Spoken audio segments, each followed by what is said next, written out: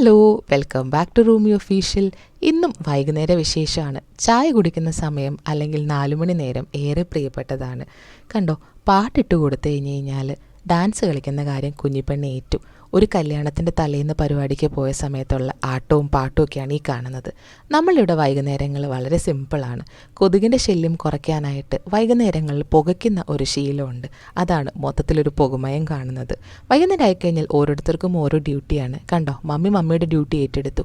ഇന്ന് കത്തിക്കാനായിട്ട് ചൂട്ട് ചെറിയ ചെറിയ കെട്ടുകളായിട്ട് കെട്ടിവെക്കുന്നതാണ് മമ്മിയുടെ ജോലി.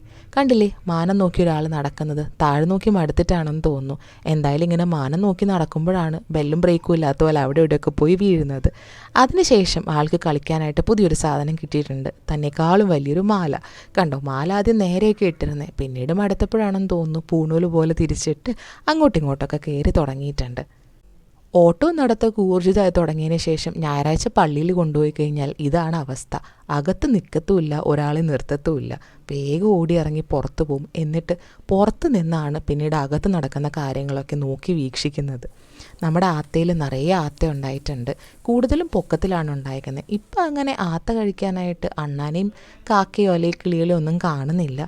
അതിനുശേഷം 4:30 ആയി നോക്കിയപ്പോൾ നല്ല കാറ്റുണ്ടായിരുന്നു. അപ്പോൾ ചൂടിൻ്റെ ഒരു ഇടക്കാല ആശ്വാസമായിട്ട് അവൻ വരുമെന്ന് വിചാരിച്ച് നമ്മളിങ്ങനെ കാത്തിരിക്കുക. ആര്? മഴ. പക്ഷെ അവൻ കുറേ നേരമായിട്ടും വന്നില്ല.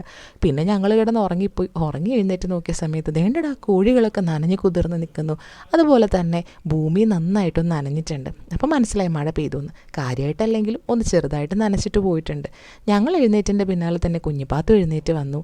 അങ്ങനെ അപ്പാപ്പൻ്റെ തോളിലൊക്കെ പിടിച്ച് സൊറയൊക്കെ പറഞ്ഞ് പ്രകൃതി ഭംഗിയൊക്കെ ആസ്വദിച്ച് നിൽക്കുന്നുണ്ട്. ഇനി ചായ സമയമാണ്. 2 തരം ചായ നമ്മളിവിടെ ഉണ്ടാക്കും. ഒന്ന് പാൽപ്പൊടി ഇട്ട ചായയും ബാക്കി എല്ലാവർക്കും പാൽ ചായയും. അപ്പോൾ ചായ റെഡി. മഴയുണ്ട്, ജോൺസൺ മാഷില്ല. പകരം നമ്മൾ നമ്മുടെ വിശേഷങ്ങളും ആഗ്രഹങ്ങളും കുഞ്ഞു ഗോസിപ്പൊക്കെ പറഞ്ഞ് അങ്ങനെ ഇരുന്നു. അപ്പോൾ ശരി, ബൈ.